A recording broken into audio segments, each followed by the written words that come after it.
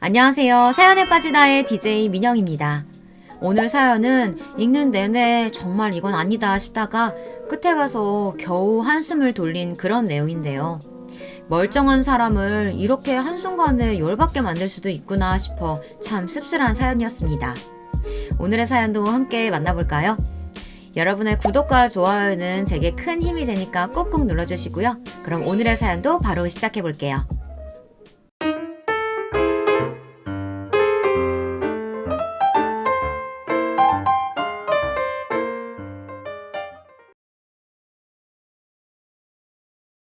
안녕하세요. 저는 40대 초중반의 여성입니다.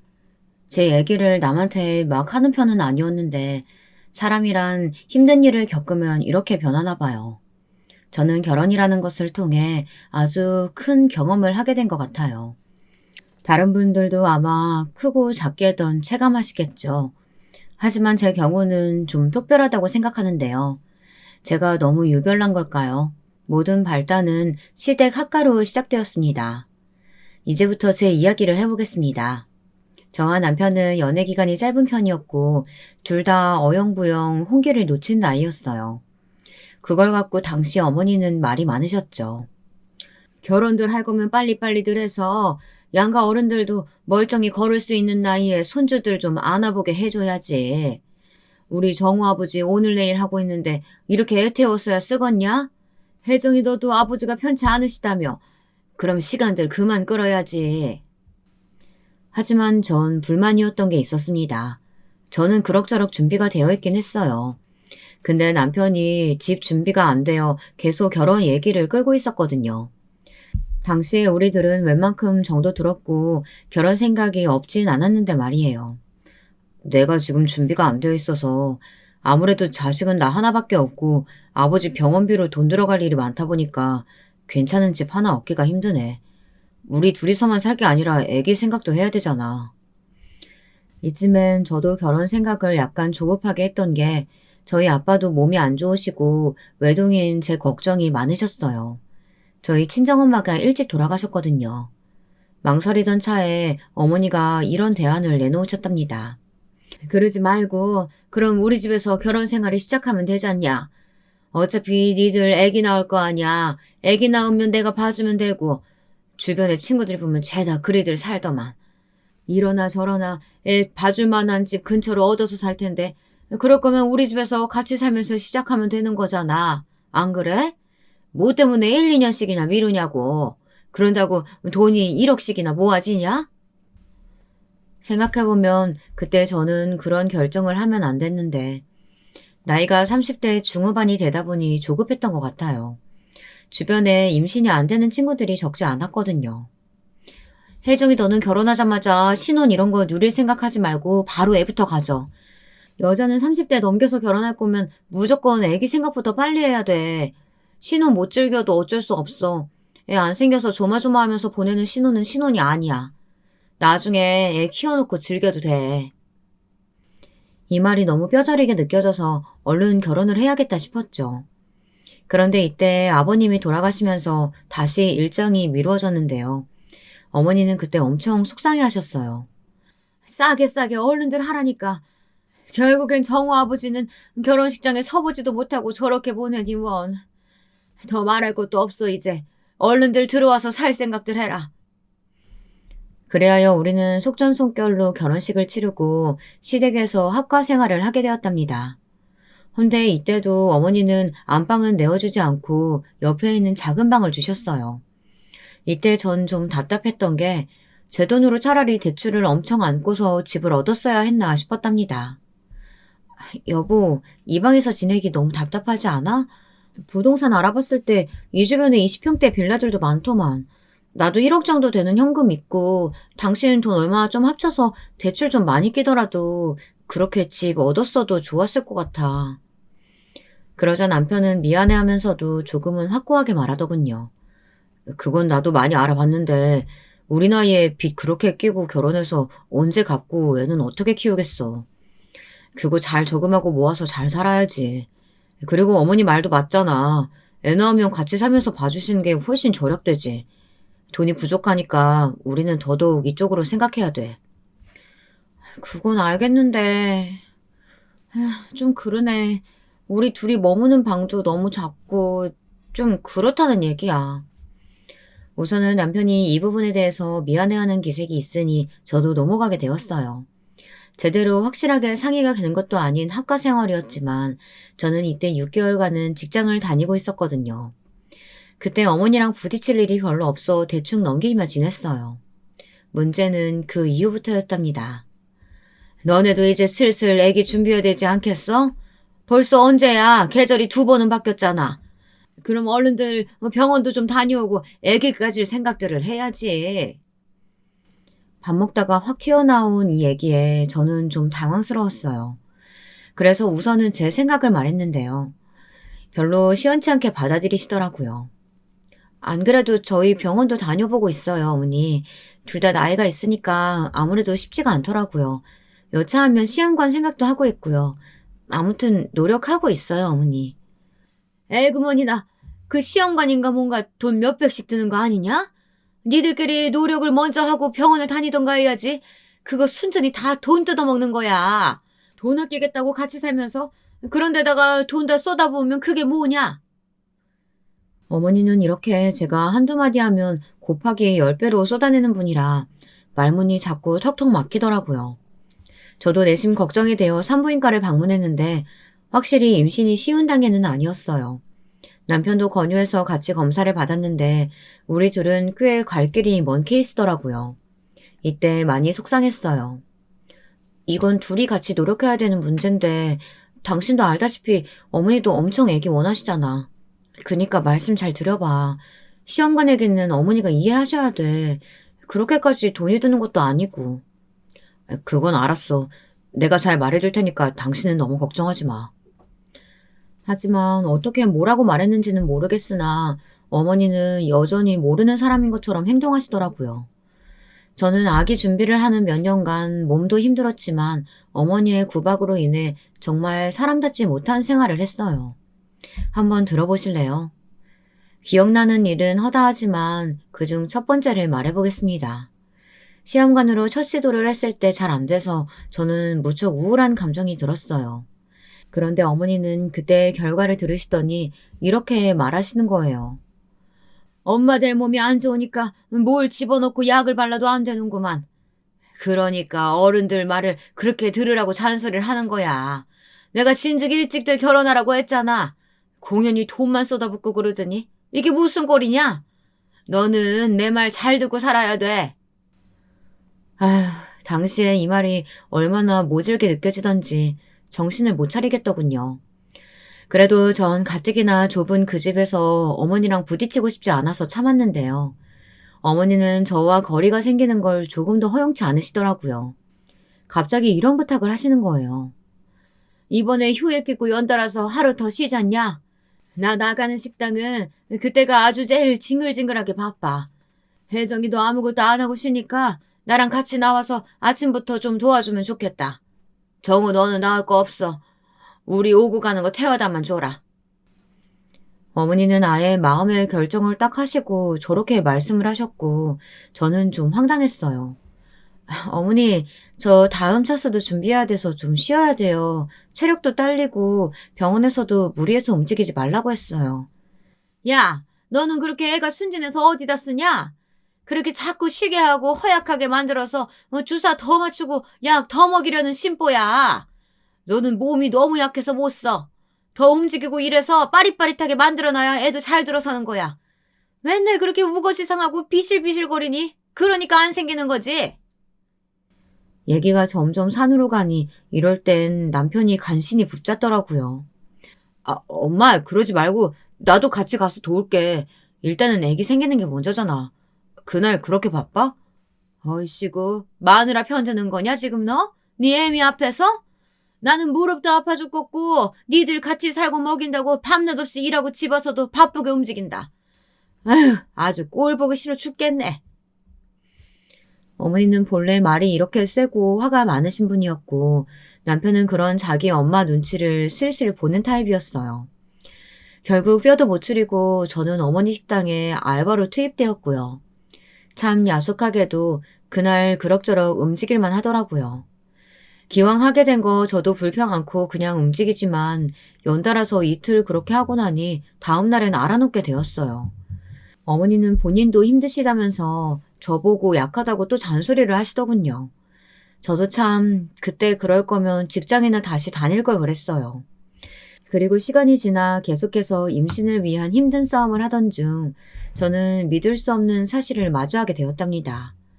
이때 남편과 둘이 손잡고 얼마나 폴짝폴짝 뛰며 좋아했는지 몰라요. 어머니, 아기가 찾아왔어요. 드디어 이렇게 아기가, 너무 잘 됐어요, 어머니. 어머니는 이때 크게 놀라시면서 잘 됐다고 하시더군요. 뭐 대단한 호들갑을 떨며 좋아하시는 건 아니었어요. 하지만 제 기분이 너무 좋으니 어쩔 줄 모르겠더라고요. 너무 어렵게 얻은 아기라서 한창 조심스럽게 움직이기도 했고, 이때는 어머니나 남편 다 대충 협조해주는 분위기였어요. 뭐 필요한 거 있으면 말해. 내가 사다 줄게. 당신은 누워만 있어. 아무것도 안 해도 돼. 이렇게 남편이 다 맞춰주는 날들을 얼마간 경험하며 새삼 새로운 생명의 소중함도 느끼고 임산부로서 기분도 아주 소중히 누렸는데요. 불행히도 그 시간은 제게 오래 머물지 못했어요. 여보, 우리 애기가 갔대. 자리 잡은 줄 알았는데 어떡해? 저는 이 말을 전하며 정말 가슴이 찢어지는 걸 느꼈어요. 얼마 오래 머물지 못했지만 제게 새 생명이 찾아왔음은 분명히 느끼고 있었는데 말이에요. 입덧이 있다가 갑자기 스르륵 없어지는 김이어서 불안했는데 그 예감은 현실이 되고 만 거예요. 그렇게 아기를 떠나보내고 우리 집은 한동안 조용했고 며칠간은 그 화제를 꺼내지 않았어요. 남편도 본인이 힘들었는지 어머니에게 입단속을 한 것 같더군요.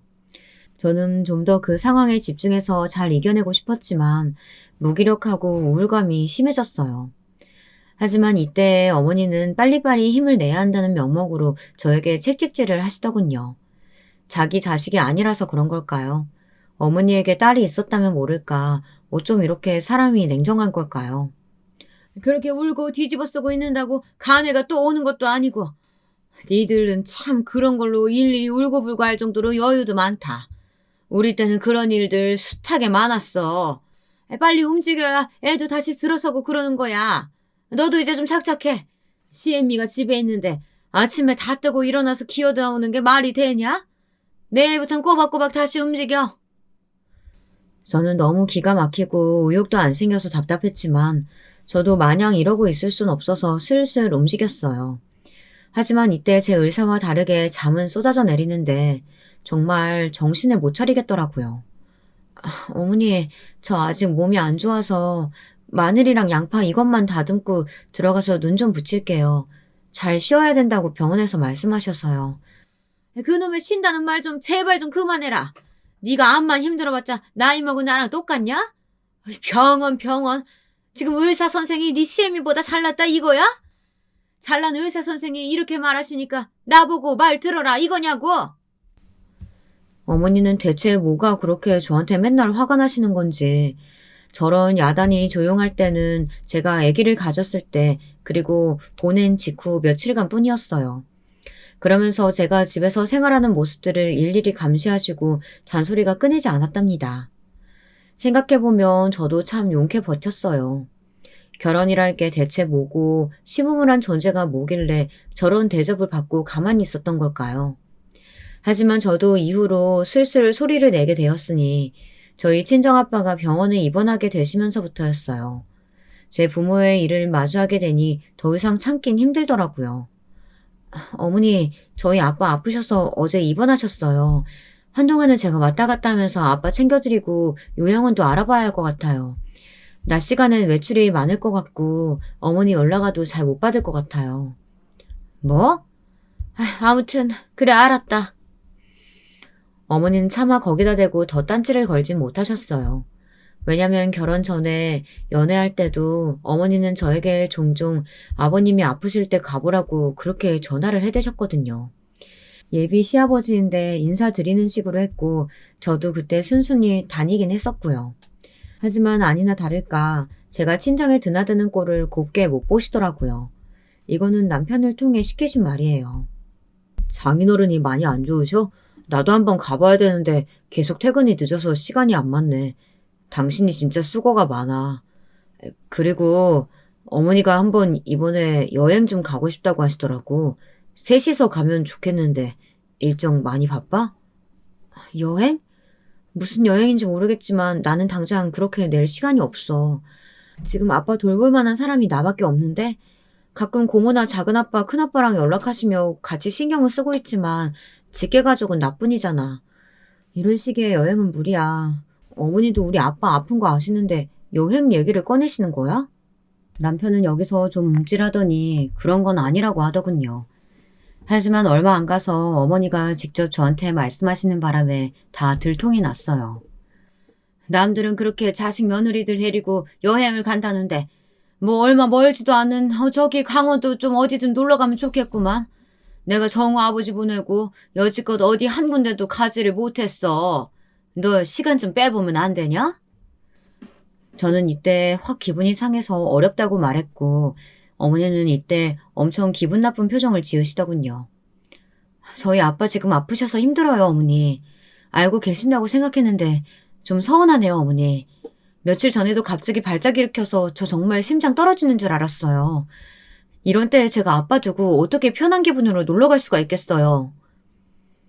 말을 이렇게 하면서 저도 어지간하면 안 말할 것까지 한 것 같아 약간 마음이 걸렸어요. 어머니는 보통 기분이 나쁜 게 아니었는지 인상만 확 쓰고 대답을 안 하시더군요. 그런데 이후로 저에게 정말 쓸데없는 걸로 트집을 잡으시더군요. 저도 당시에 실수를 한 게 있긴 했는데 이걸로 남편과 어머니 둘이서 저를 그렇게 몰아세울 줄은 몰랐어요. 여보, 혹시 빨래들 다 바닥에 널브러뜨리고 그냥 나갔어? 창문도 다 열어놓고? 엄마가 집에 와서 집에 도둑 든 줄 알았다고 엄청 난리야. 놀라서 엉엉 우셨다잖아. 혹시 당신은 모르는 일이야? 저는 이때 깜짝 놀란 게 이게 제가 한 일이 맞기는 하거든요. 엄청 당황해서 막 수습을 했어요. 어머머, 내 정신 좀 봐. 고모 전화 받고 너무 놀라서 뛰어나가느라 그랬나 봐. 미안해. 내가 어머니께 전화 드릴게. 그런데 이때 남편이 그냥 넘어가 주지 않고 뭐라고 하는 거예요. 있잖아. 장인어른 신경 쓰는 건 좋아. 나도 알겠는데 너무 나랑 어머니랑 같이 사는 생활을 등한시하는 것 같아. 아침 저녁 준비하는 건 당신이 이제 슬슬 하면 안 될까? 나도 와서 같이 도울게. 뭐? 나 우리 아빠 챙긴 지 지금 얼마나 됐다고. 결혼일에 내가 쭉 해오던 거 당신 잊었어? 다른 때도 아니고 아빠 아프셔서 그러는 건데. 그리고 어머니가 준비하실 때 내가 가만히 있었어? 같이 했잖아. 그걸 나보고 오롯이 다 혼자 하라는 거야, 지금? 그 와중에 나는 시험관 다시 하고 있고 고생도 하고 있는데. 당신 고생하는 거 안다고 했잖아. 모르는 거 아니라고. 근데 정말 조금만 신경 써달라는 거야. 나랑 어머니 생각도 좀 해달라고. 전화를 끊고 저는 너무 이상한 기분이 들었어요. 결혼해서 나는 내 몸도 못 챙기고 남편과 어머니 그리고 아기 갖기에만 그렇게 신경 쓰며 살아야 한다는 게 이날 어머니에게 저는 전화를 걸었다가 대차게 욕을 얻어먹고 나름의 결심을 하고 남편에게 말했어요. 나는 요 근래 큰 결심을 하게 됐어. 내가 우리 아빠 돌보는 것도 눈치 봐야 하고 애 가는 것도 온전히 신경을 못 쓰고 이러느니 분가해서 사는 게 나을 것 같은데 당신 의견은 어때? 뭐? 왜 결론이 그렇게 가는 거야? 내가 그렇게 무리한 부탁한 건 아니잖아. 당신 진짜 너무 극단적이다. 이 말에 저는 심히 정이 떨어지고 남편이 달리 보이더라고요.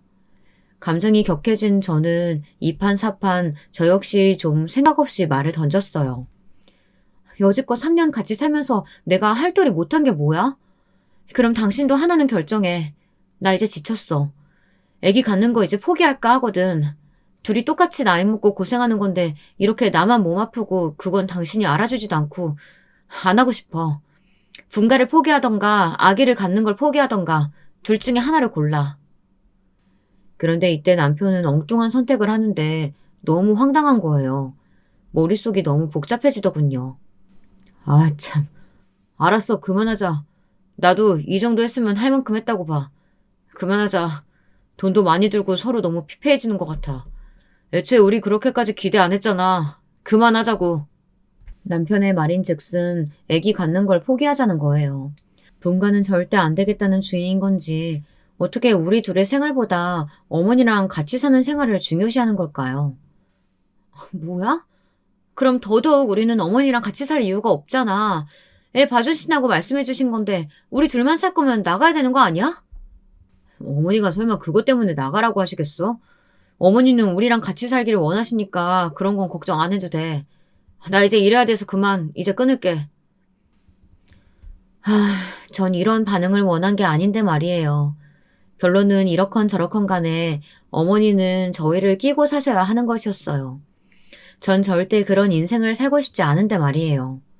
남편은 제 속도 모르고 저렇게 태연히 말하는데 막막하더라고요. 이때부터 전 강력하게 분가를 원하게 되었답니다. 그런데 참 어떻게 일이 이렇게 흘러가는지 모르겠어요. 당시에 저희 아빠가 갖고 계시던 자그마한 땅이 있었는데 그 주변이 점점 전원주택 세대 단지들로 변하면서 젊은 신혼부부나 여러 가정들이 들어오고 있더라고요. 당시 병원에 자주 드나들며 친정쪽 어른들을 만나며 이런 제안을 듣게 되었어요. 건설 쪽에 계신 큰아빠의 말이라 더 솔깃하더라고요. 혜정아, 너도 이쪽에 전원주택 하나 지어보는 게 어떠냐?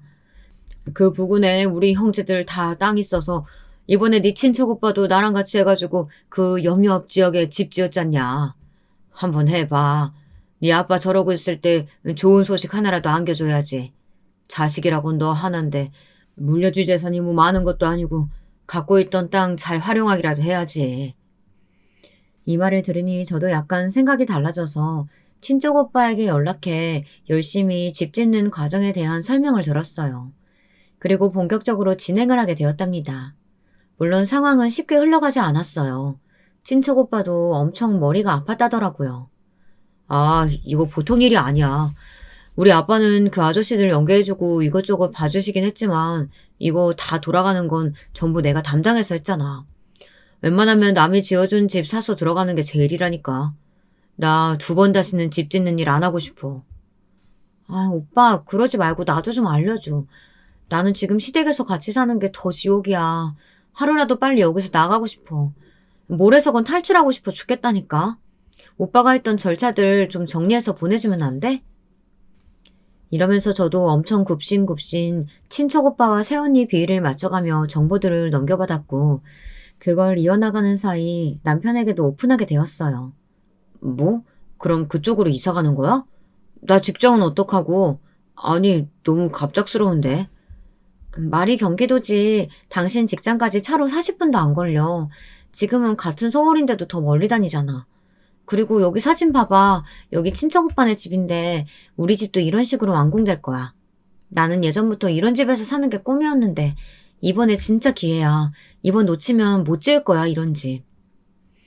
남편은 툴툴대며 사진을 보다 놀라더니 이런 공간이었냐며 마음에 들어하는 눈치였어요.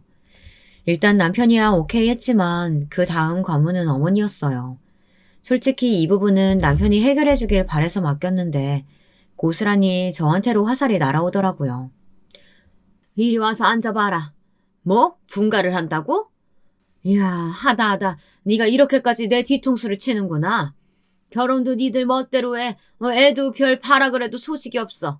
이제는 나간다고? 우리 아들 데리고? 너 진짜 무슨 정신으로 사는 거냐 맨날? 그래서 그거 쫓아다닌다고 이렇게 집을 비우는 거야?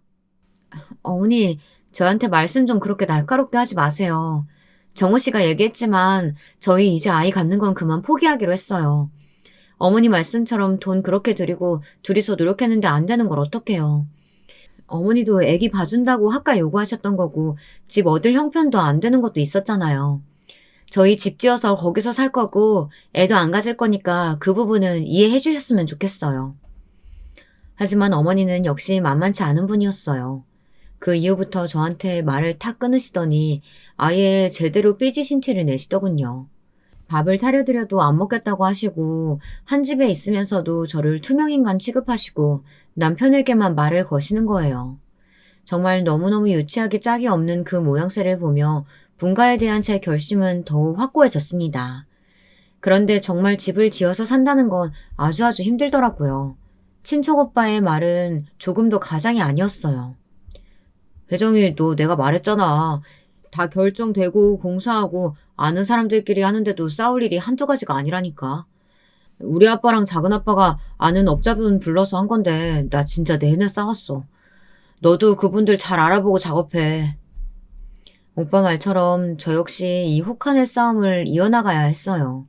제가 운전을 못했다면 어땠을지 끔찍할 정도로 당시에 몇 번이나 차로 오가며 점검하고 아저씨들이랑 싸우고 뭐하고 지역 기관 가서 허가받고 난리도 아니었답니다.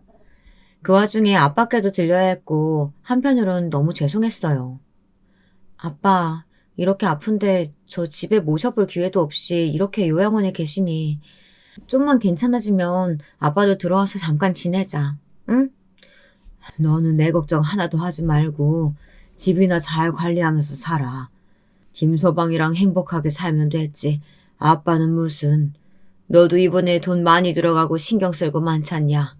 너만 잘 살면 됐다.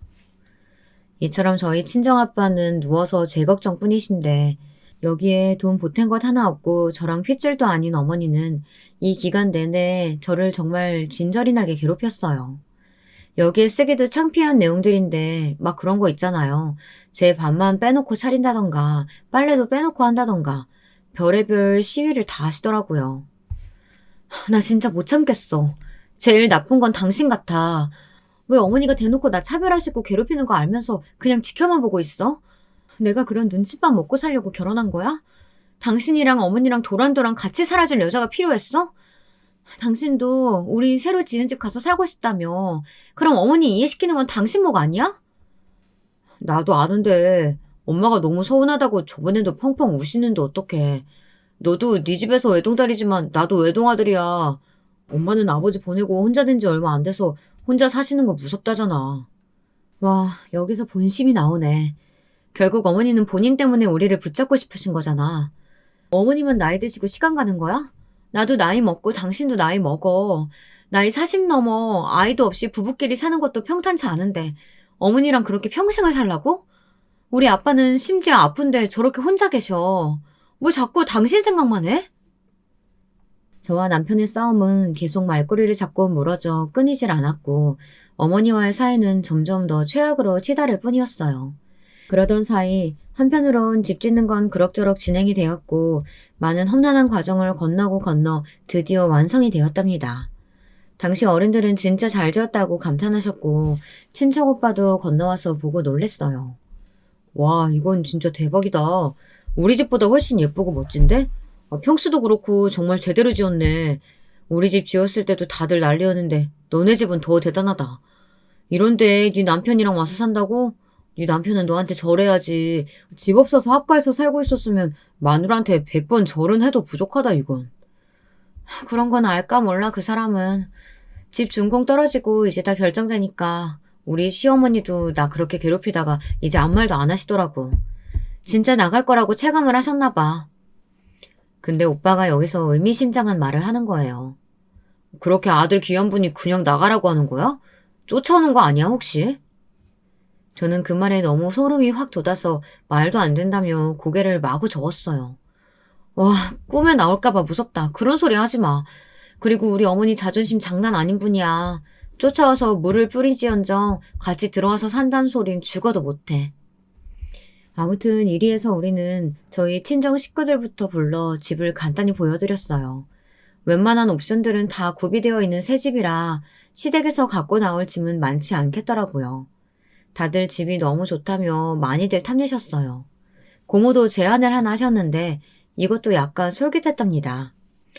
그러지 말고 이 집은 그냥 팔아도 꽤 돈 받을 것 같은데? 이쪽으로 꼭 들어와서 살아야 될 이유가 있어? 이런 집은 애 안 키우는 부부들한테 인기 많을 것 같아. 훨씬 더 쳐서 받아도 되겠다. 얘들 둘이서만 살고 지내기엔 아까울 텐데. 아 맞다. 네 시댁에서 나온다고 했지? 그럼 할 수 없지 뭐. 한편으론 저도 이게 약간 아쉽긴 했지만 살기로 결정을 했으니까요. 그래야 남편도 몇 번 왔다 갔다 했고 저도 슬슬 아예 넘어올 준비를 해야 했기에 외부에 나가 이것저것 커튼이랑 이불 같은 것들을 샀어요. 그러던 차 남편에게 전화가 왔더라고요. 어디쯤이야? 나 지금 여기 거의 다 왔는데. 그때 알려준 비밀번호로 들어가면 되는 거지? 나 왔으니까 이따가 같이 밥 먹으러 나가자. 그래서 전 알겠다고 하고 서둘러 쇼핑을 마치고 곧 집으로 돌아왔는데 그렇게 돌아온 제 집안에는 놀라운 광경이 펼쳐져 있더라고요. 너무 놀라서 말도 막 헛나왔어요. 어머니, 언제 오신다고, 아니, 뭐예요, 이게 지금? 제 눈앞에 널브러진 짐가방과 옷가지들이 있었어요. 그리고 어머니는 태연이 새집 1층에 트여진 주방 테이블에 앉아 계시더라고요. 정우 오는 길에 같이 넘어왔다. 뭘 그렇게 놀라냐? 이 말에 저는 번뜩 정신이 들어 남편 쪽을 쳐다봤고 남편은 저보고 우선 앉으라며 쩔쩔매더군요. 저기 있잖아. 엄마. 잠깐 나가서 여기 정원 좀 둘러보세요. 저 혜정이랑 얘기 좀 하게요. 무슨 얘기? 뭐 따로 할 얘기가 있어, 우리가? 그런데 어머니는 이때 바로 자리를 박차고 일어나시더니 성큼성큼 밖으로 나가시더라고요. 혜정아, 알지 모르겠는데 어머니가 폐가 되게 안 좋으신 거 몰랐지? 그래서 매번 기침하시고 암튼 되게 안 좋으셔. 병원도 엄청 다니셨고 보통 고생하신 게 아니야. 그게 왜? 무슨 말을 하고 싶은 건데? 빨리 말해. 나 지금 기분 별로 안 좋아. 그러자 한창 머리를 마구 북적이던 남편은 끝내 저에게 이런 말을 뱉고 말았어요. 어머니가 예전부터 이런 전원주택에 한번 살아보고 싶으셨다고 했었거든. 우리 여기 오는 거 알고 계속 부럽다고 하셨어. 그래서 저는 여기서 말을 끊을 수밖에 없었답니다. 당연한 거 아닌가요? 와, 지금 그래서 뭐야? 어머니 여기서 같이 사신다고? 이 집에? 왜? 나는 답부터 빨리 말할게. 안 돼, 절대 안 돼. 우리 계획에 없던 얘기야. 왜 그래야 되는데? 자기야, 너무 흥분하지 말고 일단 얘기만 좀 들어봐. 그렇게 화낼 게 아니야. 어머니 건강도 안 좋고 어차피 우리 계속 주기적으로 어머니 찾아뵙고 해야 되는데 멀고 번거롭게 왔다 갔다 하느니 여기 2층 공간도 있는데 겹칠 것 없이 같이 지내도 되잖아. 지금 그게 이유가 된다고 생각해? 이 집이 당신 집이야? 내가 갖고 있던 돈으로 대출 더 받고 당신은 추후에 보태겠다고 하지 않았어? 우리 친정에서 보태주고 우리 친정 땅에 당신과 조금도 상관없이 내 쪽에서 진행한 집이 왜 결론이 그렇게 나는데? 그러자 남편은 얼굴을 붉히며 매우 자존심 상한다는 듯이 이렇게 대꾸하는 거예요. 정말 제가 제일 싫어하는 최악의 남자상을 갖추고 말하더군요. 당신 지금 나 무시하는 거야? 내가 아무렴 사정이 좀 안 좋아서 못 보탰기로서니 그런 식으로 무시하듯이 말을 해? 분가도 갑자기 결정한 거고 나도 이렇게 일이 될 줄 몰랐다고. 미리 말해줬으면 나도 준비해서 보탰을 거 아니야. 아니. 지금은 그런 거 따질 새가 없어. 아무튼 무조건 그 얘기는 안 돼. 어머니 모시고 사는 건 아니야. 당신 그런 말 나한테 처음에 의논한 적도 없고 의논했었어도 안 돼. 나는 그 집에서 어머니랑 같이 사는 거 불편해서 나온 사람이야. 근데 내가 지금 죽을 고생 다 해가면서 이렇게 힘들게 짓고 준공 떨어졌는데 그 집에서 어머니를 또 모셔와서 살자는 게 말이 돼? 남편은 이때 아예 일어나서 계속 안절부절을 못하면서 제 눈치를 보며 말하더라고요. 딱 보니 이미 결정을 다 지은 듯한 꼬락선이었는데 불행하게도 이 예상은 딱 맞아떨어졌어요. 여보, 나랑 어머니 그냥 여기서 살자는 게 아니야. 이렇게 멋진 집 지었고 우리도 너무 좋게 생각해서 나는 지금 돈이 없지만 일단 어머니가 돈을 일부 보태시겠대. 그건 또 무슨 소리야. 어머니가 돈을 왜 보태시는데 그럴 필요 없다니까? 돈 조금도 안 주셔도 돼. 그냥 거기서 사시면 되는 거잖아. 여기서 남편은 저에게 또다시 충격적인 말을 던지더라고요. 심장이 무너져 내리는 줄 알았어요. 집 팔았어. 어머니 집. 팔았다고. 뭐? 멀쩡히 나왔잖아, 오늘. 그 집에서 우리 모두 다 집을 팔다니? 남편은 한창 더듬더듬 거리면서 어쩔 줄 몰라 하더니 결국 실토를 했습니다. 여기 보태신다고 그래도 한 8천 정도는 되시겠다면서 부동산에 내놓으셨어. 들어가려면 집도 얼른 처분해야 되니까 싸게 내놓으셨는데 연락이 왔더라고. 정말 저는 여기서 기절할 것 같더라고요. 와, 어떻게 그 생활에서 벗어나고자 안간힘을 썼는데 물론 그것 때문만은 아니고 제 오랜 꿈인 전원주택을 짓는 것이니 열과 성을 다했지만요. 그 집에서 제가 또 시어머니를 모시고 살게 될 거라곤 누가 상상이나 했을까요? 어머니 몸도 안 좋고 아버지 보내고 쓸쓸해 하시는데 갑자기 이렇게 우리까지 나가면 너무 힘드실 것 같아서 혼자 지내기 무섭다고 하시더라고. 그래서 반대하셨던 건데 아까도 와서 보시더니 집 역시 너무 좋다고 하시고 그래서 마음에 들어 하셨어. 같이 지내도 되겠다고 하시더라고. 여기서 저는 소름이 돋다 못해 욕이 나올 지경이 되었어요. 진짜 못 참겠더라고요. 당신 무서운 사람이다, 진짜. 그런 중요한 일을 나한테 묻지도 않고 결정을 했어? 어머니랑? 그리고 뭐? 몸도 안 좋으신 어머니 혼자 계실까봐 이렇게 꾸역꾸역 모시고 오는 거야? 그럼 우리 아빠는? 우리 아빠 병원 입원하시고 요양원 넘어가실 때 코빼기도 안 비쳤지, 당신? 그것마저도 어머니는 나보고 친정 꽁무니 쫓아다닌다고 욕을 하시더니 와, 당신 이러면 안 되는 거야, 진짜. 너무 그렇게 몰아서 얘기하지는 말아주라, 좀. 내가 그러고 싶어서 그런 게 아니야. 어머니도 그때 아프고 예민하실 때고 나도 장인어른 한번 찾아뵙고 인사드렸었잖아. 전 분노가 치밀어서 이 인간 얼굴도 도무지 못 보겠더라고요. 웃기지 말아줄래, 좀? 고작 얼굴 한번 내비치고 도리했다고? 이 집, 이 땅 다 우리 아빠 거고 우리 친정에서 다 해준 거 아는 인간이 도리도 안 해놓고 이 집에서 살게 된 주제에 뭐? 당신 엄마는 혼자 두기 무서워서 데리고 들어와? 진짜 양심 없다. 와, 사람이 어쩜 이러냐 진짜? 계속된 우리의 분쟁이 일어나는 가운데 어머니는 들어오셨고 저는 꼴도 보기 싫어 2층으로 올라와 버렸어요. 바로 저희 고모에게 전화해서 이 얘기를 했고 고모 역시 경악을 금치 못하시더군요. 세상에, 조카 사위 그렇게 안 봤는데 아주 당돌하고 맹목적이네. 널 뭘로 보고 하는 짓이라니? 아니 네 시어머니도 좀 그렇다. 며느리네 친정에서 준비한 집에 그렇게 몸만 쏙 들어온다고? 며느리랑 상의도 안 하고? 돈 8천을 보태? 장난하니? 그 집이 얼마짜린데? 두 입이 그냥 공짜로 들어오면서 어이가 없네. 고모, 나 진짜 어떡해요? 너무 열받아서 못 참겠어, 지금. 이 집에 발 디디고 있는 상태로 너무 짜증이 난다고요. 이러고 한참 고모랑 상의를 한 다음 내려온 저는 어머니 쪽은 쳐다보지도 않고 남편에게 말했어요. 오늘은 너무 갑작스럽게 오셔서 내가 마땅히 할 말이 없다. 우선은 우리 친정 어른들이 여기 좀 더 보시고 서류 작성할 것도 있다고 해서 오신다니까 자리 피해 주었으면 좋겠어.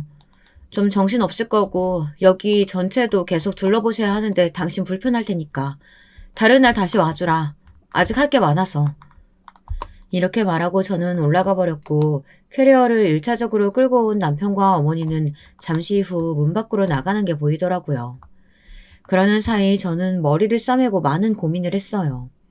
여기서 시간을 보내던 중 고모와 친정 어른들과 많은 통화를 했고 그 사이 남편에게 또 연락이 왔답니다. 저기 우리 언제 들어가도 돼? 애매하게 시간이 떠서 우리도 지금 집 정리하고 옷 쪽은 있는데 이삿짐도 보내야 하고 어머니도 좀 궁금해하셔서. 뭐? 이삿짐을 보내? 내가 언제 그러라 그랬어? 난 안 된다고 얘기했잖아. 자리 피해달라고만 한 게 아니야. 나는 어머니랑 살 생각이 없다니까? 아, 참. 나는 당신이 다 이해한 줄 알았는데 자꾸 이렇게 답답하게 할 거야? 집을 팔았다니까? 맨몸으로 들어가시는 거 아니고 8천이나 보태주신다잖아, 어머니가. 전 이때 전화를 확 끊어버리고 얼마간 고민했던 얘기를 곧장 전화해서 말했어요. 이삿짐이고 뭐고 알아서 하고 나는 책임 없어. 우리 이혼하자. 나는 당신이랑 이혼할 거야. 어머니랑 평생 그렇게 같이 살면 돼, 당신은. 뭐? 와, 당신 지금 그게 할 말이야? 미친 거 아니야? 어떻게 맨정신에 그런 말을 해? 이혼하라고? 지금 나랑 어머니랑 어떤 상태인지 알아? 그걸 왜 내 탓을 해? 내가 언제 집 팔고 뭐 하라고 했어? 나 빼고 어머니랑 당신이 정한 일이잖아. 그래서 어머니가 한창 내가 나간다고 할 때 더 뭐라 안 하고 조용하셨나 보네. 뒤에서 이렇게 당신이랑 작당하고 말이야. 그렇게 자꾸 나눠서 할 말이야? 가족이잖아. 가족이 돼서 같이 터전을 옮기는 건데 그렇게 야박하게 말할 거야? 전 이때부터 남편이 너무너무 진절이 나고 이혼을 결정한 것에 대한 확신을 얻게 되었어요. 당신 장난이 지나치다. 농담 좀 그만할래? 가족이라고? 가족이랍시고 어머니가 하신 일들, 당신이 방치한 내 고생을 좀 떠올려 보기나 해. 이 집과 당신 가족으로 사는 것 중 하나를 선택하라면 나는 당연히 이 집이야. 가족이란 얼토당토 않은 이름으로 얽혀서 내 집에서 왜 어머니랑 같이 살며 고생하고 눈치를 봐야 돼? 아참, 그리고 이 집은 팔아버렸어. 그 누구의 것도 아니니까. 이제 미친 소리 좀 하지 말고 곱게 이혼이나 해줘. 이렇게 끊어버린 뒤 예상했던 대로 어머니는 전화를 수십 통을 걸어대시더군요. 전 안 받았어요. 급기야 그 다음날 우리 집에 쫓아온다고 문자를 보내셨길래 저도 답장을 했어요. 저는 이미 부동산에 집 내놔서 없고 여기 저희 친정 어른들이랑 업자들만 왔다 갔다 할 테니 오시던지 마시던지 마음대로 하세요. 어머니가 여기 와서 이 집 갖고 주장하실 수 있는 게 뭐가 있는데요? 이 말처럼 저는 실제로 집을 내놨었어요. 안 그래도 이 집에 군침을 흘리던 여기 지역 카페에 사람들도 많았는데 부동산과 더불어 지역 커뮤니티에 올리니 아주 문의가 불티나게 오더라고요. 정말 순식간에 몇 팀들이 와서 왔다 갔다 하며 집을 받고 제가 예상한 이상으로 훨씬 빠르게 집은 팔렸네요.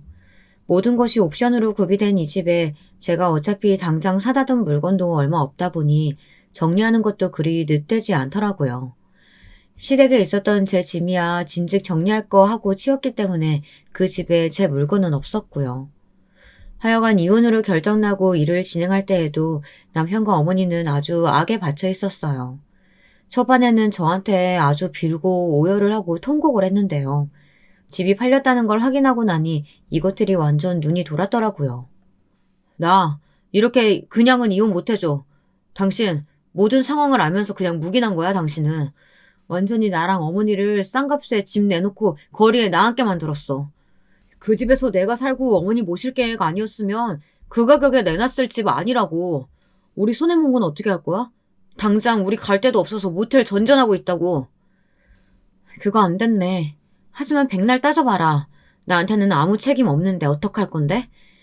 이런 와중에 갑자기 어머니가 전화기를 빼앗아 말씀하시는 거예요. 진짜 어디 무슨 도둑도 아니고 어떻게 이런 말을 할 수가 있나요?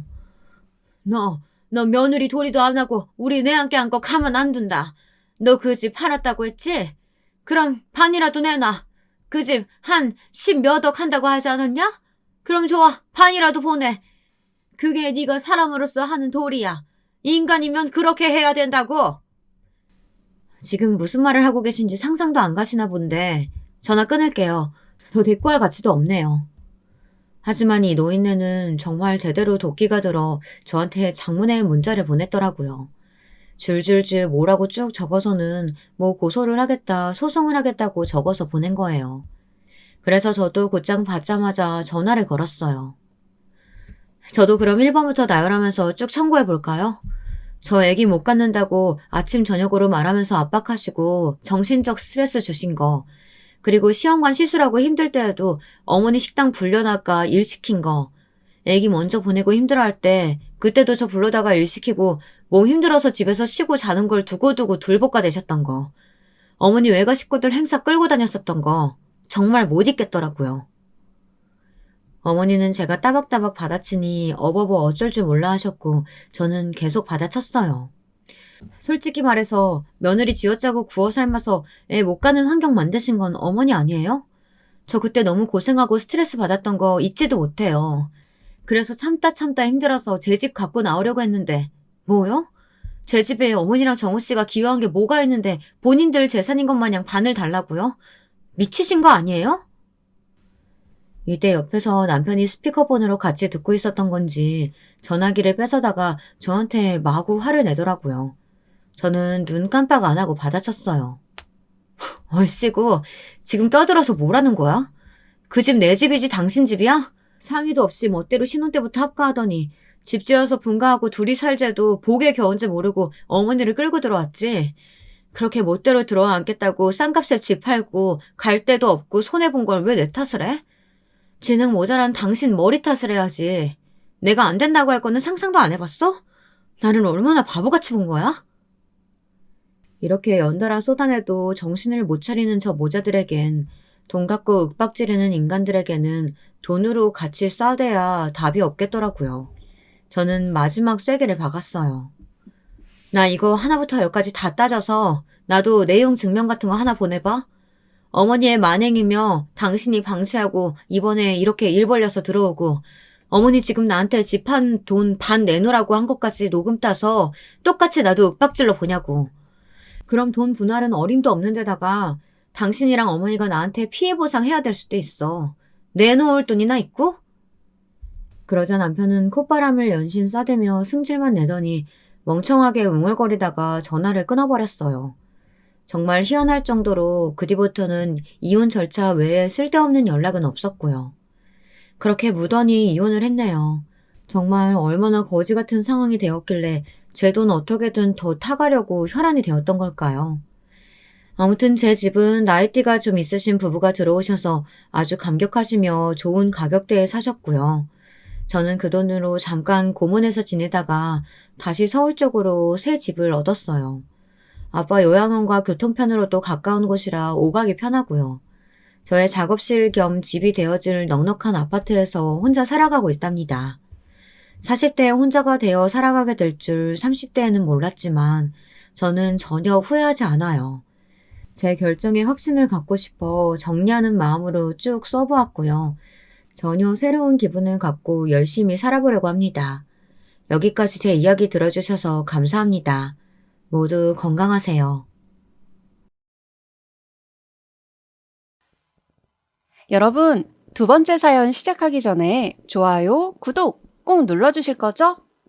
그럼 두 번째 사연 바로 시작합니다. 안녕하세요. 사연 채널 애청자입니다.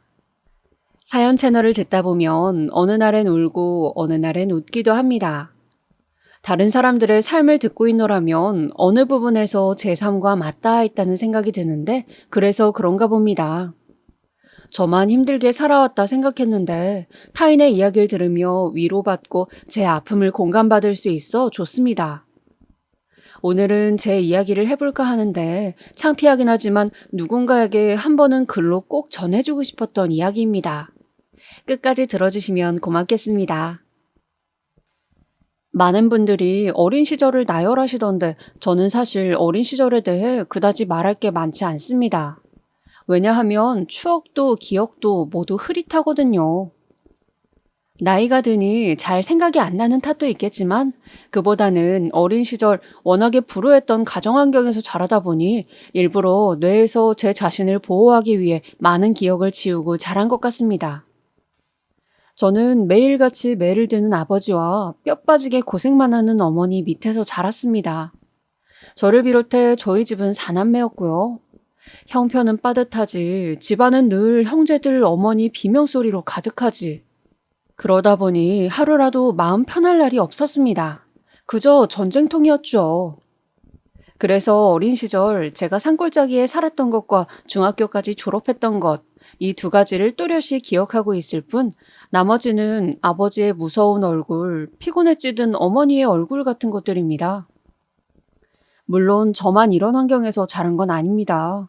저희 옆 동네에 사는 미숙이도 그랬고 몇몇 애들이 다 가난하고 못 사는 환경에서 자랐어요. 근데 그중 유독 화목하지 못한 집안이 저희 집이었던 것 같습니다. 그러다 보니 다들 나이가 들고 나선 뿔뿔이 흩어져 연락도 잘 안 되었고 명절날 되어서도 모이기가 쉽지 않았습니다. 아무도 아버지를 다시 보고 싶어 하지 않았으니까요. 그래도 저는 어머니가 보고 싶어 한 번씩 고향에 내려가곤 했습니다. 저는 고향이 전주인데 성인이 되고 나선 일을 하기 위해 아는 언니를 따라 수원으로 올라갔습니다.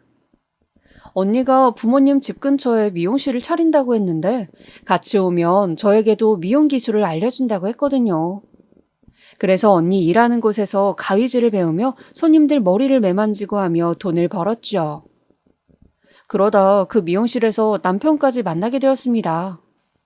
남편은 저희 집에 자주 오던 단골 손님이었는데 늘 언니에게 머리를 맡기다 어느 날은 저 머리 좀 잘라주실래요? 하고 저한테 부탁을 하더군요.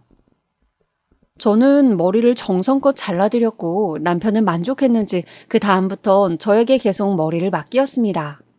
밥값 하니 다행이다 싶어 저는 나름 자부심을 느끼고 있었죠. 근데 언니는 어느 날 저 남자 너한테 관심 있는 것 같아 하며 이상한 말을 하더군요. 머리만 자르고 칼같이 가는 저 사람이 왜 저에게 관심이 있겠냐며 아니라 둘러댔지만 그 당시에 절 생각해보면 눈치라곤 하나도 없는 풋내기였습니다. 남편은 그런 식으로 은근슬쩍 저에게 마음을 표현한 거였지만 몇 번이나 같이 식사를 하자고 할 때까지도 몰랐습니다. 그저 나를 편하게 생각하나 보다 그 정도로 생각했죠. 머리 만져주다 보면 이런 얘기 저런 얘기 편하게 하니까요. 그런데 남편이 어느 날은 시무룩한 얼굴로 묻더라고요. 제가 싫으세요? 네? 아니, 그냥 밥만 먹고 아무 말씀이 없으셔서요. 저는 그냥 밥 먹자 해서 온 건데. 그럼 제가 싫으신 거군요. 남편은 몇 번을 밥을 먹어도 제가 이야기를 들어주기만 할 뿐 별말이 없자 그렇게 묻더군요. 그때서야 저는 이 사람이 나한테 관심이 있었구나 하고 깨달았습니다. 그리곤 황급히 죄송하다고 하며 딱히 연애할 생각이 없다 거절했죠. 왜냐하면 당시 저는 돈을 벌고 다시 고향으로 돌아갈 생각이었고 거기에 제 미용실을 차릴 생각이었거든요. 남편은 사법고시를 준비하는 고시생이었고요. 서로 갈 길이 다르니 어차피 이루어질 수 없는 인연이라면 여기서 정리하는 게 맞다고 생각해 그렇게 말했습니다. 우린 안 맞는 것 같네요. 서로 다른 인연 찾아봅시다. 근데 남편은 제 계획을 알고도 끝끝내 저를 쫓아다녔습니다. 오히려 마음을 표현한 이후론 더 적극적이었어요. 어느 날 제 생각이 났다며 손님들 다 있는 앞에서 꽃다발을 바치기도 하고 주말엔 집 앞에서 하염없이 저를 기다리기도 했습니다. 근데 그런 남편의 정성과 노력이 몇 년 이어지니 저도 어느 순간엔 눈이 맞아버렸죠. 10번 찍어 안 넘어가는 나무 없다 속담 아시죠? 제가 아마 그 넘어간 나무였던 것 같습니다. 아무튼 남편과 그렇게 연인이 되고 결혼으로 이어지기까진 오래 걸리지 않았습니다. 서로 마음이 맞기도 했고 시어머니가 결혼을 재촉하시기도 했어요. 사실 여기서 잠깐 이야기를 하자면 저희 시어머니는 처음에 남편이 절 따라다니시는 걸 무척이나 싫어하셨습니다. 장학금 받고 법대까지 간 아들이 한낱 미용사를 따라다닌다며 집안의 수치라고까지 말씀하셨다 합니다. 거기다 어느 날은 저를 찾아왔더라고요. 이보세요. 당신이 우리 아들 따라다닌다는 그 아가씨 맞죠? 박영심인가 뭔가. 네, 맞는데 누구세요? 나 재명이 엄마입니다. 네, 안녕하세요.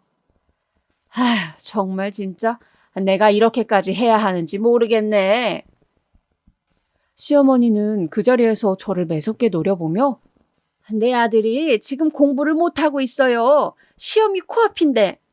아가씨 탓할 일 아닌 거 알지만 안 받아줄 거면 확실하게 못을 박든지 해요. 라고 하시더라고요. 그래서 제가 몇 번이나 거절했다고 말씀드렸더니 한숨을 푹 쉬더군요. 그리곤 집으로 돌아가셨습니다. 그런 일이 몇 번이나 있었어요. 근데 결국 제가 남편을 받아주고 결혼식을 올린다 하자 차라리 잘 됐다며 이왕 결심한 거 빨리 하자고 하더라고요. 시험은 결혼을 하고 준비하자고요. 아마 시어머니께선 남편이 결혼하면 더 마음을 잡고 공부에 전념할 거라 생각하셨나 봐요. 그렇게 저희는 결혼을 했습니다. 결혼을 하고선 남편 벌이가 없던지라 시댁에 들어가 살았는데 그래서인지 제대로 된 신혼생활은 없었습니다. 남편이 고시에 합격을 해야 저도 마음을 놓을 테니 그때까지는 시댁 집안일을 하며 남편 내조를 하곤 했죠. 다행히 시부모님 쪽이 여유가 있는 집안이라 돈 걱정은 크게 하지 않아도 되었습니다. 저에게 혹여나 애가 생긴다 해도 우리가 경제적인 부분은 다 보태줄 거니 걱정하지 말아라. 라고 말씀하실 정도였죠. 시부모님도 딱히 시댁살이 안 시키시고 오히려 며느리 고생한다며 저에게 이것저것 잘 챙겨주셨습니다. 남편이 낙방을 하고 있을 때는 제가 집에만 있기가 눈치 보여 미용 일을 나가기 시작했는데 시어머니는 그것도 안쓰러웠는지 가끔씩 부은 제 손을 주물러 주시곤 했어요. 그때 당시엔 참 악독한 시어머니들도 많았는데 그에 비하면 저희 시어머니는 참 좋으신 분이었죠. 그래서 아직도 시어머니를 생각하면 친정엄마 같은 온기가 느껴지곤 해요. 그런데 시어머니와 달리 시아버지는 많이 가부장적인 분이셨어요. 왜 그런 분 있잖아요. 남자라는 이유로 손에 물 한 방울 안 묻히려는. 시아버지께선 그런 분이셨습니다. 시어머니 말씀으로는 시아버지께서 집안에서도 3대 독자이고 워낙에 부유하게 자라셔서 그렇다고 하셨고요. 어쨌거나 그래서 저에겐 시어머니보단 시아버지가 더 어려운 존재였는데요. 하다못해 물을 떠다 드려도 시아버지 앞에 서면 괜히 긴장이 되고 그러더라고요. 더군다나 시아버지는 저에게 자꾸 손주를 낳으라고 하시더라고요. 그게 좀 부담스러웠습니다. 시어머니께서 아직 우리 애가 시험에 붙지도 않았는데 애 가지기엔 시기상조 아닐까요? 라고 했더니 버럭 화를 내시더라고요. 시험이야 어차피 붙을 건데 빨리 아들 낳아야지. 뭐하러 그걸 미뤄? 아휴, 알겠어요, 알겠어. 그만하고 밥 잡수세요. 사실상 시아버지가 이러시는 데는 이유가 있긴 했는데요. 남편의 위로는 형이 한 명 있어요. 남편의 형은 남편과는 달리 어렸을 적부터 무척 망나니 생활을 했다고 해요. 그냥 가볍게 일탈을 한 정도가 아니고 사고로 누군가를 크게 다치게 해 엄청난 합의금을 물어주거나 하는 일들이 많았대요. 결국 시아버지 성격에 참지 못하고 장남이라도 다 소용없다 하시며 내쳐버리셨고요. 호적을 팔 거라고 난리였어 아주. 내가 맡길 다행이지. 시어머니는 그때 생각만 하면 아찔하다고 가슴을 쓸어내리곤 하셨어요. 그러면 아주버님과는 아예 연락이 안 되시는 거예요? 안 돼. 전년도에 잠깐 만난 적이 있었는데 그 이후로는 어디 있는지도 모르겠네. 시아버지와 달리 시어머니는 아주버님에 대한 그리움이 상당하신 것 같았어요. 아버님이 너무 엄해 더 엇나간 것 같다면서 자식이 살았는지도 죽었는지도 모르니 미칠 노릇이라고 답답해 하셨죠. 근데 이걸 시아버지 앞에서 티낼 수도 없어 그저 속으로 삭히고만 계신 듯 했습니다. 아무튼 시아버지는 장남은 이제 우리 집에 없는 존재니 남편만이 손주를 안겨줄 수 있다고 생각해 저를 닥달하시는 거였습니다. 그것도 아들을 말이죠. 그리고 저는 그때마다 아버님이 무서워 네 알겠어요 아버님이라고 얌전히 대답했습니다. 허나 그러던 어느 날 시아버지와 남편 사이에 일이 생기게 되었는데요. 말씀드렸다시피 평소 성격도 엄하신 편이라 남편에게도 살갑지 않으셨어요. 남편이 자꾸 시험에 낙방하니까 어느 날은 약주를 한잔 하셨는지 붉어진 얼굴을 하시곤 버럭 소리를 지르시더라고요. 네 놈은 대체 공부를 어떻게 하는 거냐? 어떻게 됐길래 그 쉬운 시험을 맨날 떨어져? 너 머리가 어떻게 된 거 아니냐? 아유, 여보. 얘도 열심히 공부하고 있어요. 그만해요. 여편네는 조용히 하고 있어. 안 되겠다. 너 절이라도 들어가라. 거기서라도 공부해. 결국 남편도 이 일로 마음이 많이 상해 시아버지와 단단히 사이가 벌어졌고 집안에는 그야말로 냉기가 흘렀죠. 하지만 남편 역시 이번엔 어떻게든 붙어야겠다 생각을 했는지 아예 짐을 싸들고 나가 정말 절로 들어가 버렸더라고요. 그리고 저와 시어머니가 저를 왔다 갔다 하며 남편 필요한 속옷이나 반찬 같은 것들을 챙겨주었고요. 저를 다니면서는 저 역시 시아버지 잔소리를 듣지 않기 위해 남편이 이번엔 꼭 붙길 간절히 기도하는 심정이었습니다.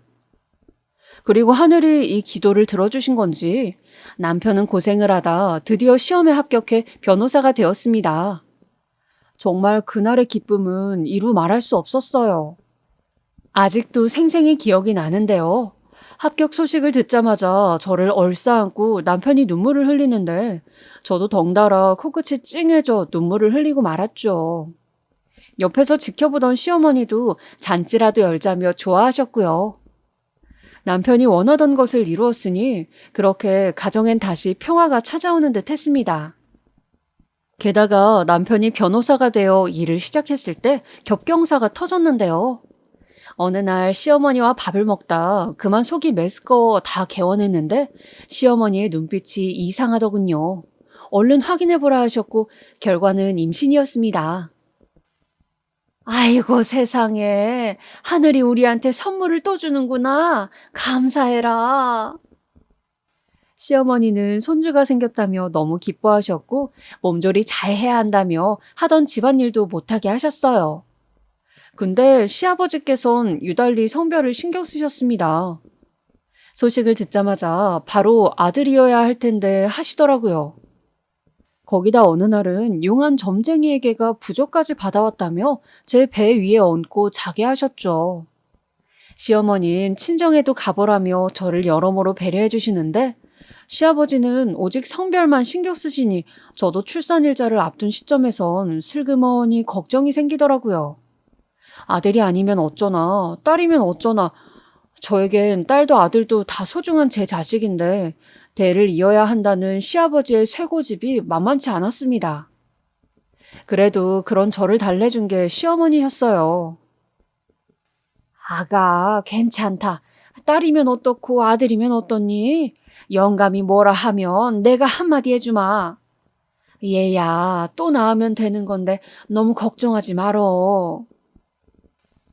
사실 당시 남편은 변호사로 일하며 정신없이 바쁠 때라 제게 많이 신경을 써주진 못했는데 그럼에도 시어머니의 보살핌이 있어 외롭지 않았던 것 같습니다.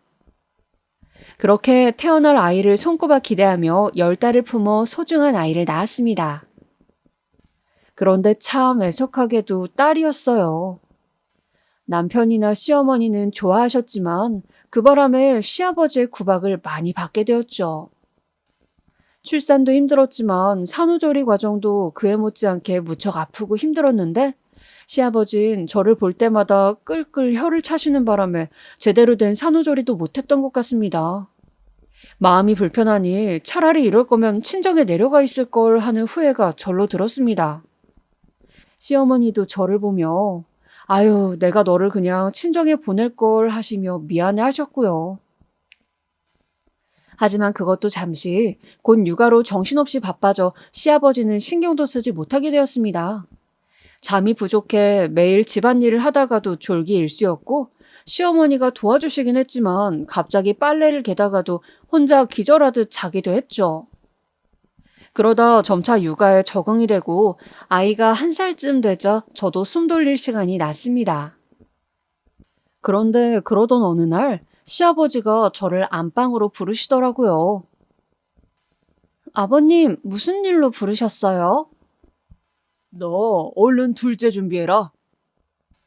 네? 더울 많은 것도 안 좋다. 둘째는 사내여야 하는데 계집애한테 기눌려 살면 안 되지. 손녀를 계집애라고 지칭하실 때부터 저는 풀이 확 죽었습니다. 시아버지께선 딱히 손녀에 대한 정은 별로 없으셨습니다. 보면 가끔 귀여워해 주시긴 하셨지만 그것도 잠시 아들 이야기를 입에 담으시곤 했거든요. 결국 남편도 저도 그 성화에 지쳐 둘째 계획을 갖게 되었습니다. 그리고 제가 임신이 잘 되는 몸인지 빠르게 둘째도 갖게 되었어요. 하지만 그 무렵 생긴 끔찍한 일은 모든 걸 다 앗아가 버리고 말았습니다. 뱃속에 있던 아이까지 송두리째 말입니다. 딸아이를 돌보고 있던 평화로운 나날 한가운데서 한 통의 전화를 받았습니다. 김영심 씨 되시죠? 지금 유명재 씨가 교통사고가 나 위중한 상태로 병원에 있으니 빨리 와주셔야겠습니다.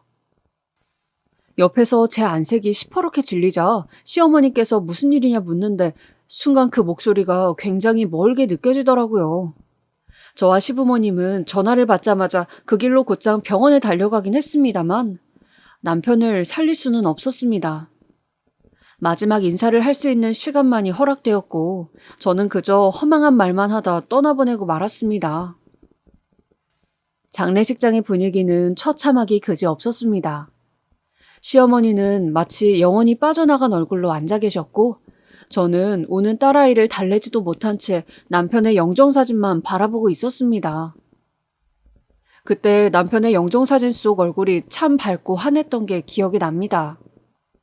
그렇게 젊은 남편이었는데 시험에 합격한 지 얼마나 됐다고 그 고생을 다 보상받지도 못한 채 이대로 거두어 가신 것이 너무나 안쓰럽고 하늘이 원망스러웠어요. 남편의 장례가 끝나고 가장 많이 힘들어하신 분은 시어머니셨습니다. 시어머니는 거의 제정신으로 있지 못하셨습니다.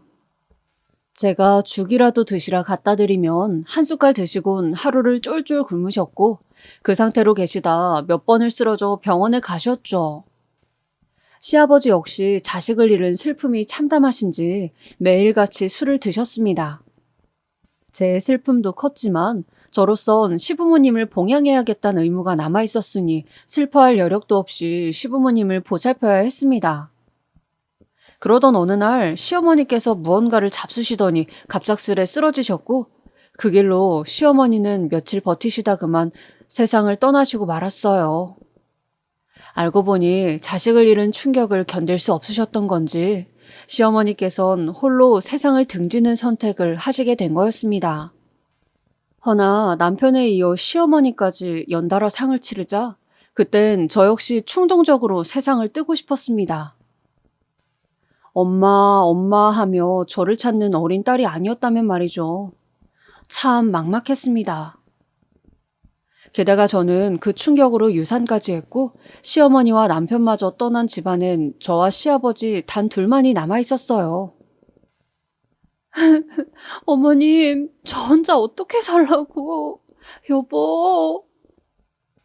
그렇게 어머님의 사진을 대고 남편의 사진을 대고 울부짖었던 날이 하루 이틀이 아니었죠. 그런데 어느 날 정신이 조금 드신 시아버지가 제게 그러더군요. 조그마한 집을 얻었으니 그곳으로 가서 살아라. 여기 있으면 마음만 더 힘들어질 게야. 아버님. 좋은 사람 만나 잘 살거라. 여긴 다 있고.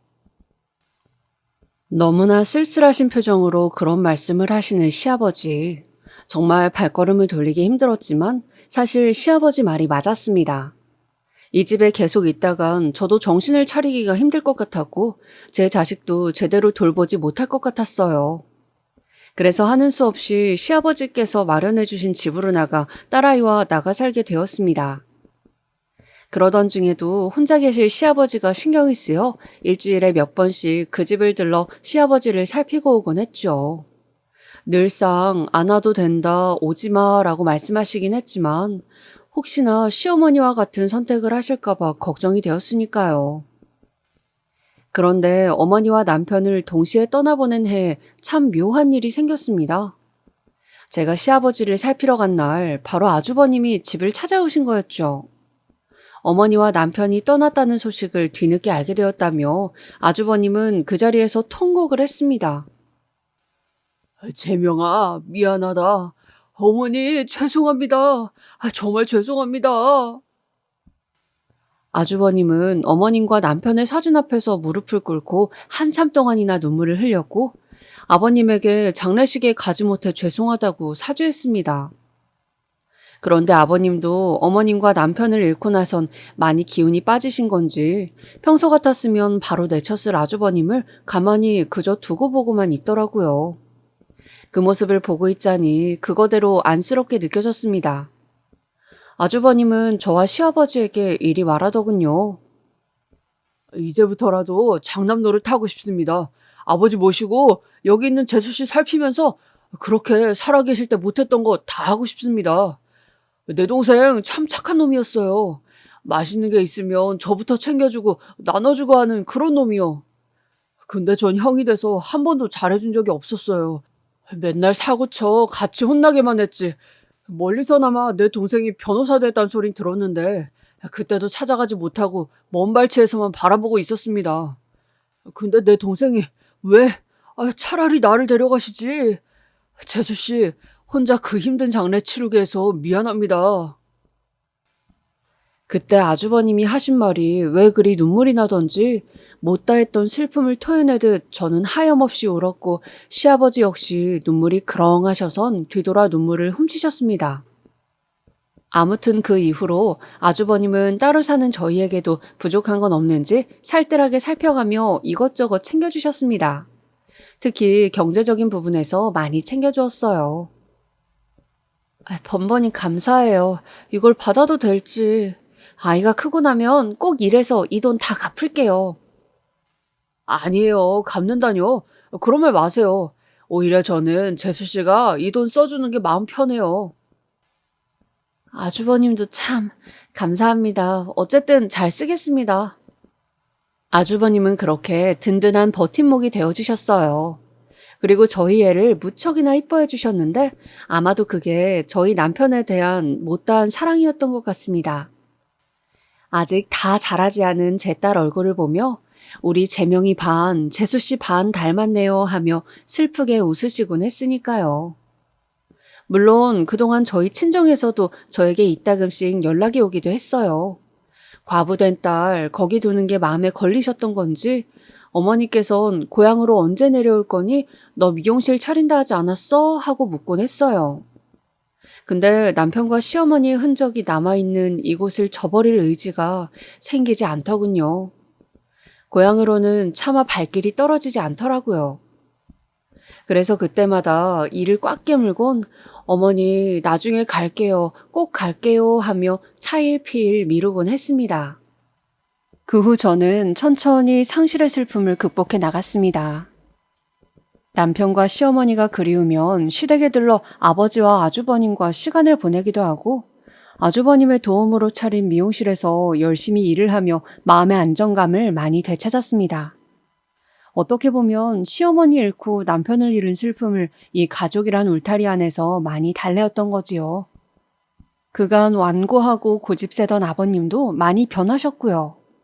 이제는 손녀딸 너무 귀하고 이쁘다며 그간 제게 아들 하신 걸 사과하시기도 했습니다. 거기다 자식이 크니 딸아이가 저를 지지해 주더라고요. 딸아이는 미용실로 친구들을 끌고 왔습니다.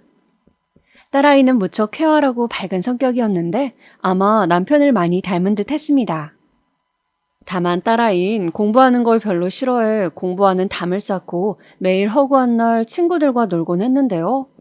그렇다고 사고를 치는 건 또 아니라 딱히 혼낼 일이 없었습니다. 그저 정말 열심히 놀기만 했거든요. 근데 아주버님이 이런 딸아이를 조금 염려하더라고요. 재수씨, 나는 어렸을 때 사고를 많이 쳐서 공부 못한 게 한이거든요. 우리 민이 공부시킬 여력도 되는데 억지로 안 쳐서라도 공부시키는 건 어때요? 나중에 애가 후회할까 봐서요. 아주버님 말을 들으니 그건 또 그거대로 맞는 말 같긴 하더라고요. 그래서 어느 날 딸애를 데리고 이제부터 숙제 안 하면 엄마한테 혼날 줄 알아 하고 으름장을 놓았는데 씨알도 먹히지 않았습니다. 오히려 엄마 큰아빠한테 무슨 말 들었지? 내가 눈치 몇 단인데 나 엇나가지 않을 거니까 걱정 마 하며 저보다 위에 있더라고요. 그 말을 그대로 아주버님에게 전해드렸더니 아주버님도 할 말이 없다는 듯 그냥 웃었습니다. 사실 뭐 공부를 잘해야 바른 학생, 착한 학생인가요? 우리 민이 어른들에게 예의도 발랐고 의리도 있었습니다. 뭐든 주도해서 잘하는 아이였습니다. 그렇게 민이가 고등학교에 올라갔을 무렵 그러던 어느 날 아주버님이 오랜만에 외식을 하자고 하더군요. 어디로 가는데요, 큰아빠? 설마 그 얘기하려고요? 딸아이는 뭔가 아는 것 같아 보였습니다. 뭐지 싶어 아주버님을 보니 생전 처음 보는 쑥스러운 얼굴로 쉿, 조용히 하고 있어. 재수씨, 제가 천천히 식사하면서 말씀드릴게요. 하더라고요. 그리고 그날 아주버님은 저희에게 만나고 있는 여자가 있다며 결혼하고 싶은 상대인이 집으로 데리고 오겠다고 하더라고요. 사실상 아주버님 지금까지 혼자 지내는 거 저도 마음 많이 쓰였습니다.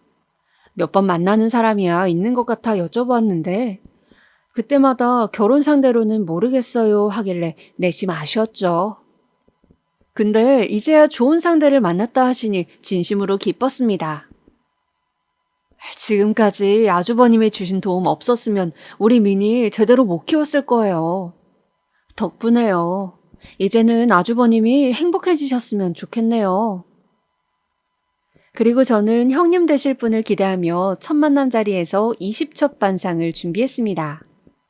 오바라 할 수도 있겠지만 아주버님과 결혼하실 분이니 정성을 보여드리고 싶었죠.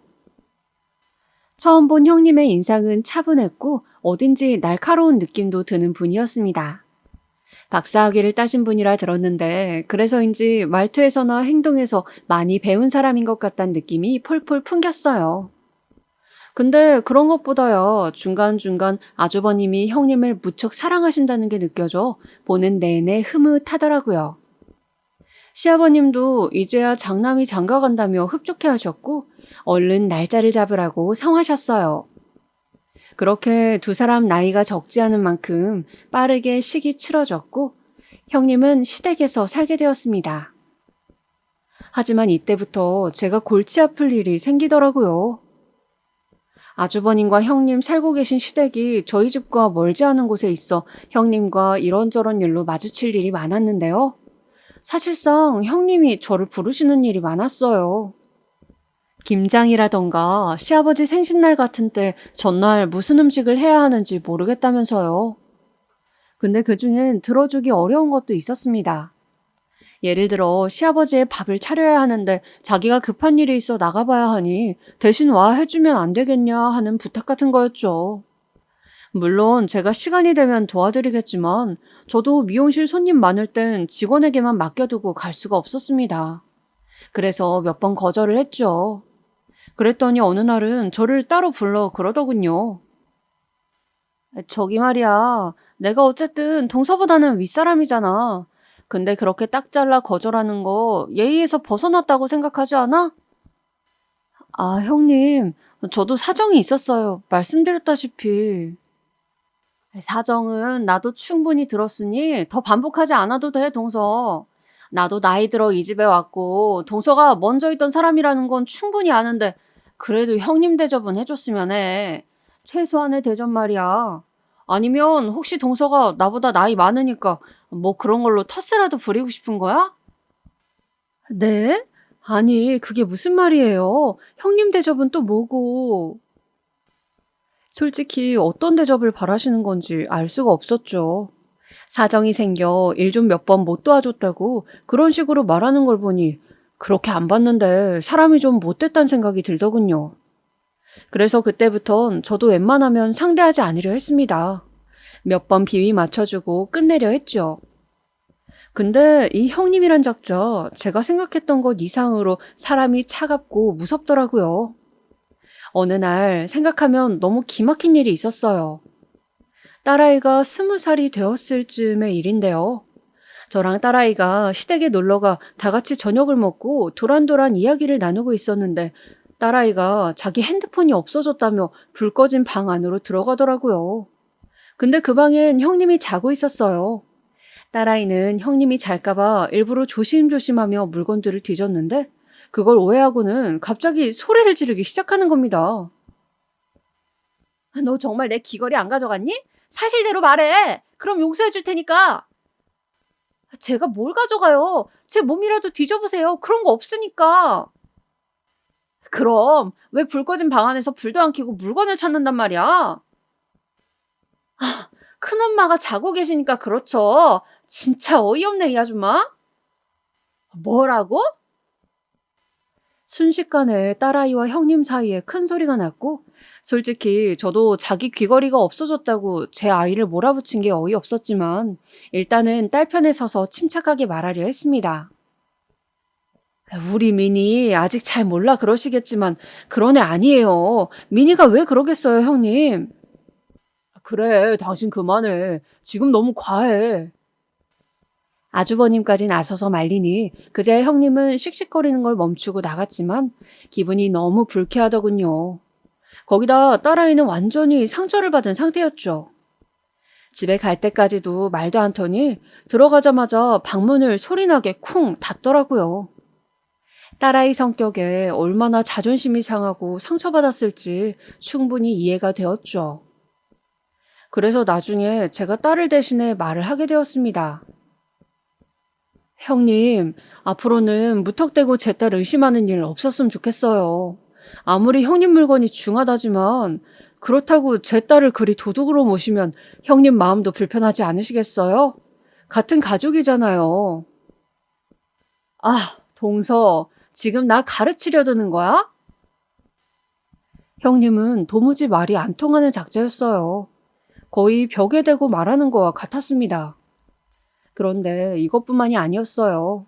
미니가 대학을 가지 않고 집 앞 근처 편의점에서 아르바이트를 하고 있다 하자 그걸 가지고는 대놓고 비꼬더라고요. 아, 요새 솔직히 말해서 대학 안 가는 애가 어디 있어? 동서도 잘 생각해. 얘 미래를 위해 뭐가 좋을지. 부모가 방관하면 애 인생 망가지는 거 한순간이야. 형님, 제 딸도 생각이 있어요. 대학은 가고 싶을 때 가도 된다 생각해요. 동서가 애 교육을 그렇게 잘 알아? 그래서 미니가 저렇게 사는 거야? 저렇게 산다뇨? 우리 미니가 어때서요? 아니, 왜 소리를 지르고 그래? 동서, 지금 이게 나한테 무슨 태도야? 그때는 저도 너무 화가 나 형님에게 버럭 소리를 지르고 말았습니다. 허나 이 말을 딸이 뒤에서 듣고 있었을지는 몰랐어요. 나중에 미니는 이 일을 두고 자기 인생에서 가장 자존심 상한 일이라고 하더군요. 저는 참 이해할 수가 없었어요. 왜 제 자식 키우는 일에 남들이 이래라 저래라 입을 대는 건지. 저는 주변에서 뭐라 하든 제 딸이 자기가 스스로 인생을 책임지고 살 수 있을 거라 믿었어요.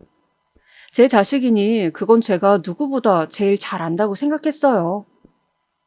아무쪼록 형님과는 그 후 최대한 거리를 유지한 채 지냈고 그리 살고 있던 어느 날이었죠. 어느 날 제 딸 미니가 대학 다니는 친구한테 법전 하나를 받아보게 되었나 봐요. 근데 그걸 보더니 관심이 생겼는지 대뜸 저에게 그러더군요. 엄마, 나 로스쿨 준비해보고 싶은데 어떻게 생각해? 로스쿨을? 응, 학사학위가 있으면 입학 조건이 된다 하더라고. 그래서 학사학위만 취득하고 로스쿨 준비해보려고. 추진력 강한 딸답게 학사학위를 취득하더니 로스쿨 입학시험 준비를 하기 시작했어요. 딸은 같은 로스쿨을 준비하는 친구들과 함께 스터디 같은 모임도 하면서 열심히 했어요. 아침 10시부터 시작해서 엉덩이 떼지 않고 새벽 4시까지 공부를 했으니 옆에서 보는 저로서도 딸에게 이런 열정이 있었나 싶어 신기하긴 했습니다. 그런데 이 소식을 우연히 형님께서 접하게 되었나 봐요.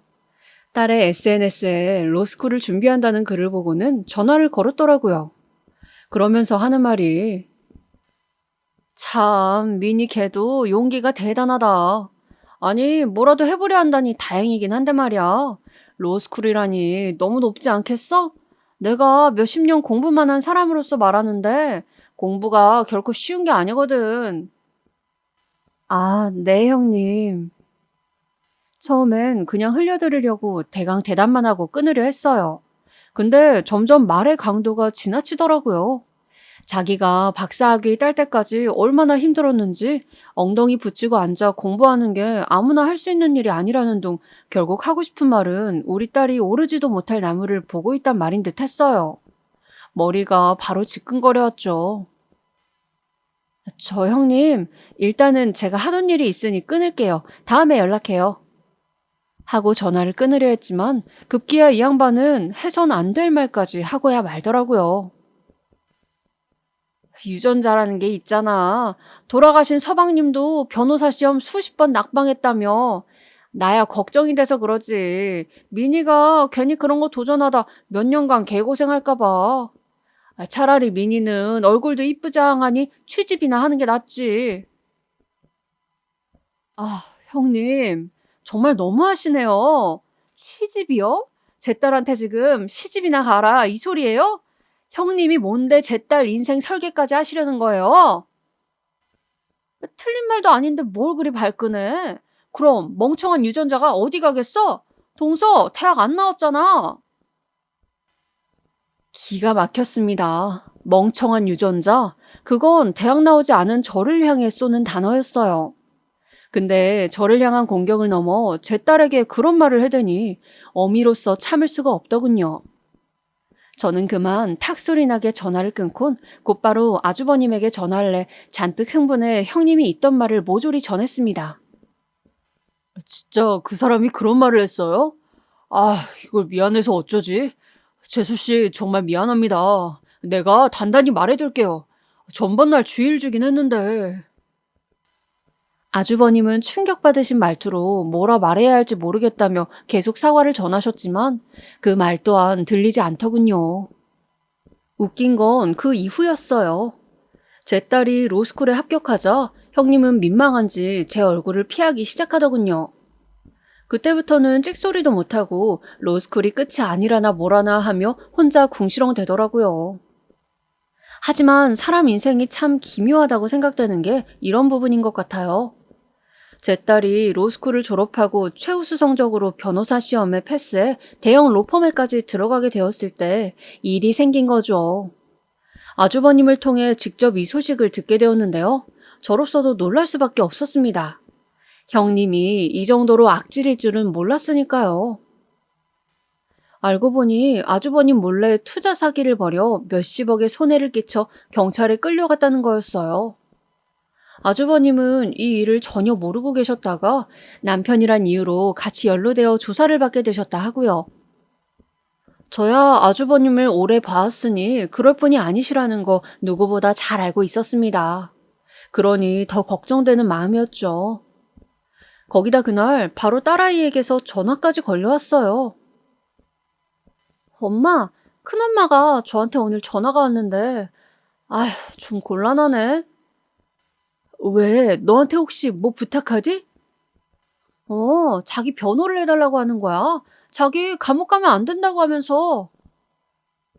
기가 막혔어요. 심지어 형님은 이에 그치지 않고 저에게까지 전화를 걸어와 애걸했습니다.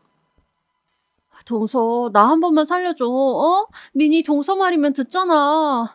나 이대로 감옥에서 썩을 수 없어. 제발 부탁 좀 할게. 민희가 변호 안 해도 괜찮아. 거기 유명한 로펌이잖아. 제발 나 좀 도와줘. 애걸하는 형님의 목소리는 애처로울 지경이었습니다. 허나 제가 이미 도울 수 있는 부분이 아니었어요. 다른 사람들 인생을 망쳐가며 손해를 끼친 사람, 상식적으로든 윤리적으로든 맞지 않다고 생각했습니다. 그리고 딸 인생에도 도움이 되지 않을 것 같았고요. 그래서 저는 그냥 조용히 도움 못 드리겠다고 하곤 전화를 끊어냈죠. 전화를 끊고 생각하니 참 사람 인생이라는 게 한치 앞을 모른다는 생각이 들더군요. 형님이 이렇게 사기죄로 입건되어 제 딸에게 자기 인생을 구걸하게 될지 어찌 알았겠어요. 아무튼 그 이후 형님은 재판을 받고 감옥에 가게 됐고 아주버님은 혐의가 없다고 판정되어 풀려났습니다. 다만 형님이 그리 되신 이후로 아주버님은 많이 힘들어 하셨죠.